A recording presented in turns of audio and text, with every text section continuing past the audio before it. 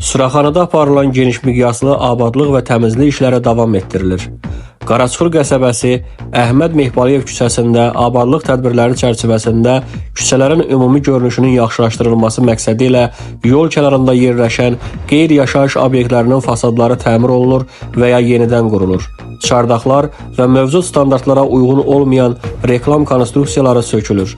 Həyətlərin abadlaşdırılması məqsədi ilə sakinlər tərəfindən zəbt olunaraq pərakəndə vəziyyətə salınan bağlar sökülür, ağaclar yuyulur və budanır. Onlara aqrotexniki qulluq göstərilir. Çol-ços təmizlənir və ərazi səliqəli vəziyyətə gətirilir. Çoxmərtəbəli yaşayış binalarının fasadları suvalaraq rənglənir. Məhəllələrdə təmizlik işləri aparılır. Ətraf hasarlar yuyularaq rənglənir. Vətəndaşların maneəsiz gediş-gəlişinin təmin olunması üçün piyada səkiləri təmir olunaraq bordürlər düzülür. Eləcə də işıq dirəkləri, qaz boruları rənglənir.